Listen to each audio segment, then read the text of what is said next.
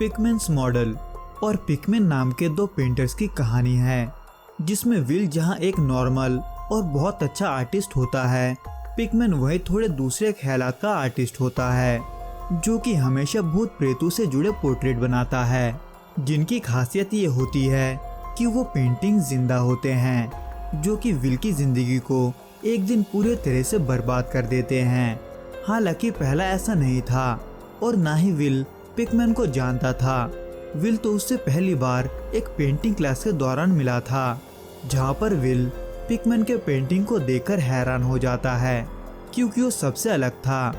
हालांकि पिकमैन एक शांत रहने वाला शख्स होता है, जो कि किसी से यूं ही बात नहीं करता, जिसके वजह से उसको लेकर विल और उसके दोस्तों के बीच बातचीत चल रहा होता है। पर विल, जो कि उसके आर्ट का कदर करता है, वो उससे मिलने जाता है, जो कि कब्रिस्तान में बैठकर एक मरे हुए बिल्ली का ड्राइंग बना रहा होता है। जहां पिकमैन बातचीत के दौरान विल को अपने अजीब और डरावने ड्राइंग्स को दिखाता है और उससे कहता है कि कोई उसके आर्ट की कदर नहीं करता, जो कि सही भी होता है, क्योंकि उसके अगले ही दिन एक गैलरी कॉन्टेस्ट के दौरान सारे जजेस पिकमैन के आर्ट को बेकार बताकर उसे वहां से भगा देते हैं। इसलिए विल पिकमैन का दोस्त होने के खातिर उसका मन रखने के लिए उसके पेंटिंग्स को देखने के लिए उसके घर जाता है, जहां विल को कई सारे अजीब अजीब पेंटिंग्स दिखते हैं। पर उसमें से विल को जिस पेंटिंग से सबसे ज्यादा डर लगता है, वो होता है पिकमैन का सबसे खास पेंटिंग, जो कि ना सिर्फ पिकमैन के लिए जिंदा होता है, बल्कि विल के लिए भी, जिसको उन पेंटिंग्स को देखते देखते कई अजीबोगरीब आवाजें सुनाई देने लगता है, जो कि विल को धीरे धीरे पागल बनाने लगता है। लेकिन विल इस बात को इनकार करते हुए वहां से चला जाता है कि उसे कोई आवाज सुनाई नहीं दे रहा। पर अब जब यह झूठ होता है, तो ऐसे में उसका असर विल को पिकमैन के घर के बाहर भी दिखता है, जहां उसे एक चैरियट में भूत दिखाई देता है, जो कि विल को जख्मी भी कर देता है। पर विल उसको एक बुरा सपना समझकर अपने नींद से डर के मारे उठ जाता है, जबकि उसका शर्ट ठीक वहीं से फटा होता है जहां उस पर हमला हुआ था। हालांकि विल इन सबको भूलने की कोशिश करता है, लेकिन उसे अब दिन में भी अजीब अजीब चीजें दिखने लग जाता है, जिसे वो कई बार इग्नोर करता है, लेकिन कई बार वो इग्नोर नहीं कर पाता।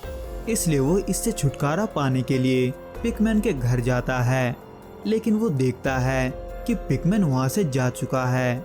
जिसके बाद ऐसे ही देखते देखते कई साल बीत जाते हैं और विल की शादी भी हो जाती है। लेकिन इतने सालों बाद भी विल को डरावने सपने आने बंद नहीं होते। वो अब भी विल को आधी रात में जगा देते हैं, जिसमें इस दौरान एक सुबह विल के घर एक गिफ्ट आता है, जो कि ठीक वैसा ही पेंटिंग होता है जैसा पिकमैन बनाया करता था, जिसके वजह से विल उसको देखते हुए अपने होश खोने लगता है और खुद को मारने की कोशिश करता है। पर उसके बीवी के बुलाने के वजह से वो होश में आ जाता है और होश में आने के बाद विल को ये पता चलता है कि जिसने उस पेंटिंग को भेजा है उसका नाम पिकमैन है, जिसके बारे में दोनों के बीच बातचीत चल ही रहा होता है कि उस पेंटिंग को विल का बेटा भी देख लेता है। लेकिन इस बात से अनजान विल यूनिवर्सिटी चला जाता है किसी एक्सिबिशन के बारे में बात करने के लिए, जहां विल ये देखकर चौंक जाता है कि उसका दोस्त जो पिकमैन के पेंटिंग्स को एक्सिबिशन में रखने की बात कर रहा है, जहां पर विल पिकमैन को खड़ा देखकर और भी चौंक जाता है। हालांकि विल जो को ऐसा करने से मना करता है, लेकिन जो नहीं मानता। इसलिए विल ये सब रुकवाने के लिए खुद पिकमैन से बात करने के बारे में सोचता है और उससे मिलने के लिए कब्रिस्तान जाता है। हालांकि विल को वहाँ कोई नहीं दिखता, लेकिन वहाँ विल को छुपते हुए कोई देख रहा होता है। खैर, अब जब वहाँ पिकमैन नहीं होता तो वो ऐसे में अपने घर चला जाता है। पर वो वहाँ जाकर ये देखता है कि वो जिसको ढूंढ रहा था, यानी कि पिकमैन, वो ऑलरेडी उसके घर में है। जहाँ पिकमैन डिनर के दौरान विल की बीवी को बरगलाता है और उसके दिमाग में उल्टे सीधे ख्यालात डालता है, जिसका असर विल को उस डिनर के बाद दिखाई देता है, जब विल की बीवी को पिकमैन के सभी बातें सही लगने लगते हैं। हालांकि विल पिकमैन को एक्सिबिशन रखने से मना करता है, लेकिन पिकमैन नहीं मानता, उल्टा उसे एक इनविटेशन देकर वहाँ से चला जाता है, जिसके बाद विल सो जाता है।